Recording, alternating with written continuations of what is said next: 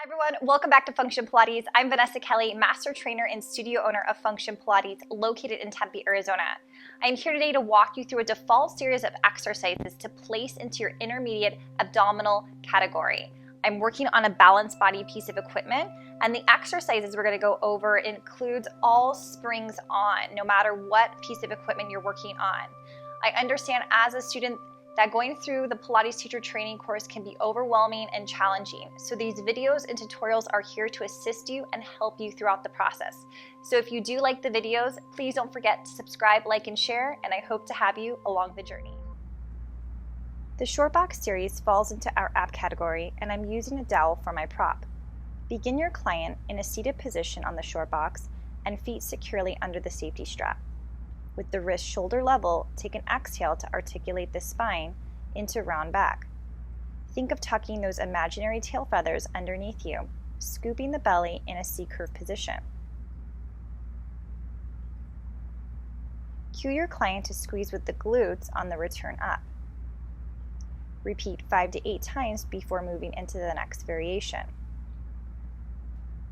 In flat back, we challenge the ribs to stay knitted as the arms reach overhead, framing the ears. The goal is to maintain neutral spine, so let your client know in advance that they may not be able to fully fall back as far as they did in round back. Focus on hinging from the hips, playing that game of trust. Avoid relying on the legs to assist you on the way up, and put a conscious effort on connecting to the abs. Next, transition into side tilts.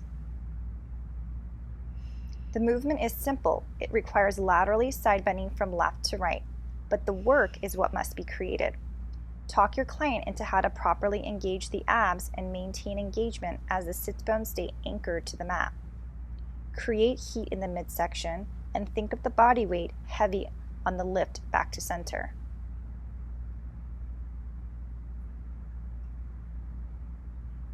In Spear of Fish, we introduce rotation with a strong emphasis on the obliques. Be observant of the client shifting their hips and/or legs in this movement. Take an inhale to rotate and lean back, while exhaling on the return up. Keep the chest lifted while avoiding to collapse through the spine. This may limit the range of motion, however, the sensation will be much more effective in strengthening the core. The short box series is fantastic for challenging the postural muscles and teaching scapular depression.